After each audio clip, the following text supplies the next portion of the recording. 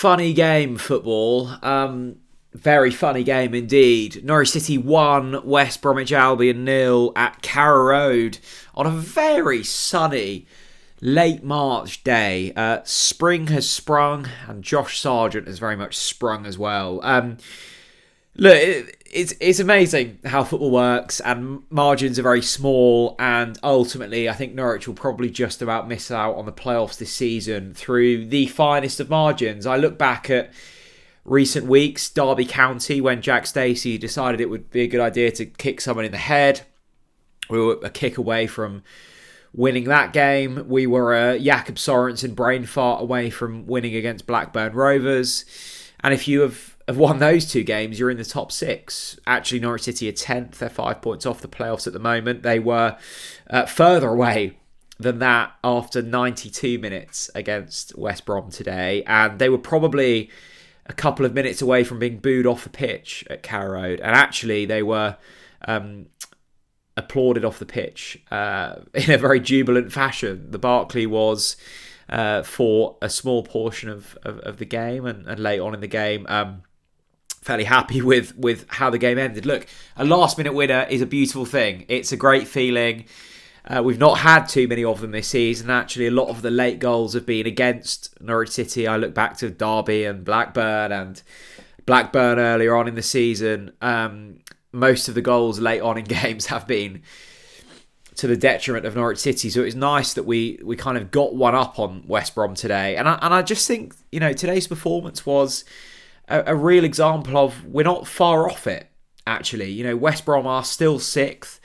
After today, they are very much on the edge of 6th place. They're on 57 points. Middlesbrough on 57 points. Bristol City are on 57 points. Watford on 53. We're then in 10th on 52. So 5 points off of the playoffs. Look, it's not an insurmountable gap. It's probably unlikely. The fixtures are tough from here on in. We've still got to play Sunderland. We've still got to play Burnley. Portsmouth are in good form. Look, I would be very, very, very surprised if Norwich City were to get into the top 6 this season. But it does show that in terms of performance levels, we're not too far away from it. West Brom have been complimented by many this season as being a decent championship side. And I was at the Hawthorns earlier on in the season. We drew 2-2. We were just as good as them on that day. And I think today, would I say we deserve to win? Probably not. But we certainly battled with them for the entire 90. We had a very good chance through Josh Sargent and Borja Science. In the first half, we created very little in the second half, but took our chance well. Look, Angus Gunn turned into the Angus Gunn we know and we fell in love with. A couple of really good saves. One right at the end. One, I think it was in the second half, just at the start of it, to keep it at 0-0. Made a couple of big saves at big moments. And that's the difference ultimately today between losing 1-2-0 and winning 1-0. We took our chance when it mattered. And the couple of chances that West Brom managed to create, we managed to keep out the back of the net. Look, it sounds really simple, but actually the difference between us and a Coventry or us and a Sunderland actually isn't that different. It's a bit more quality up front. And actually, maybe it's not actually a difference in quality. It's just keeping that quality fit for the whole of the season. And it's having a goalkeeper who will keep out shots more often than not. Sadly, in the defensive area, we've had a goalkeeper that hasn't been able to keep out shots for the majority of the season, whether that be Angus Gunn or George Long. And we've had to, do a third of the season without Josh Sargent at the other end of the pitch. So I kind of leave Carrow Road today with a strange feeling. I'm feeling apprehensive ahead of next season. It feels like there is a lot to do.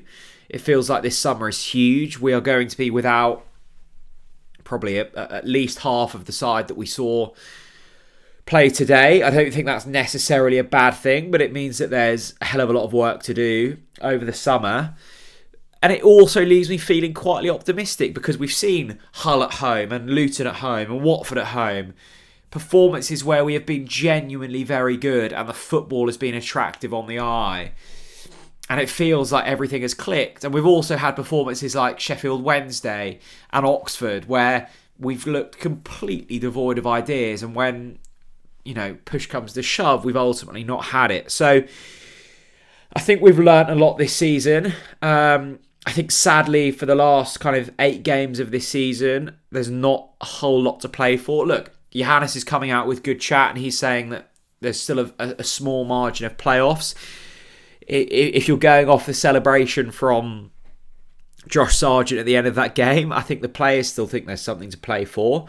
And look, who knows? Maybe there is, but you just have to hope as we build into next campaign, which is ultimately going to be the season where people are judged, whether that's Ben Napper, whether that's Johannes Hoftorp, whether that's the Atanasios, that we are in a better position than we are this season. And that requires recruitment. That requires some of the players this season to step up. I'm looking at Oscar Schwartau, I'm looking at Wright, those younger players that have been brought in for the future. Suddenly the future is now, and they have to deliver. And I'm hoping that, who's going to be the next Josh Sargent? Who's going to be the next Borja Science?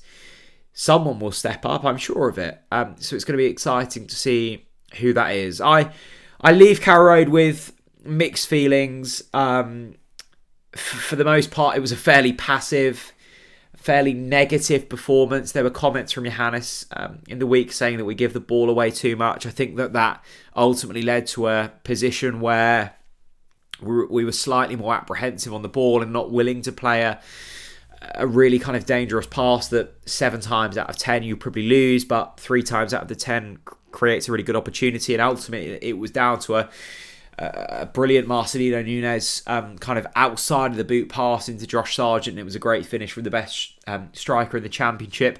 I actually think when you're talking about Sargent and Science and Nunes and other players that you might be missing next season, yes, of course, Josh Sargent is the best striker in the Championship. I've said it before, I'll say it again. He's probably going to go. I think the one player that you really, really, really need to try and keep hold of is Marcelino Nunes. The difference from the midfield, from when he's on the pitch to when he's not, is stark. He has the ability to find the killer pass, orchestrate a tempo. He possesses skills and attributes that other players simply don't have. And I think that's going to be key. He is a player that you have the ability to build an entire squad around. So let's hope that he is here next season. I would love Josh Sargent to be here next season. I would love Borja Science to be here next season. I think if we're being realistic, both of them probably aren't going to be. In Marcelino Nunes, we maybe have a chance. Ante Cianats is building. Kellen Fisher, I love the look of continuing. Rory McConville brought on late in the game. I think he's going to be a mainstay next season. There are reasons to smile and there are reasons to spend your evening of the 29th of March feeling optimistic and cheerful. And look, football are about moments, and that Josh Sargent goal today was a moment, and I enjoyed it. In isolation, it means a hell of a lot. In the wider picture, it probably means nothing at all. But for today, we had sunshine, we had a winning goal, and we had a nice moment with friends. Thanks very much for watching, everyone. I'll see you all again very soon. Bye-bye.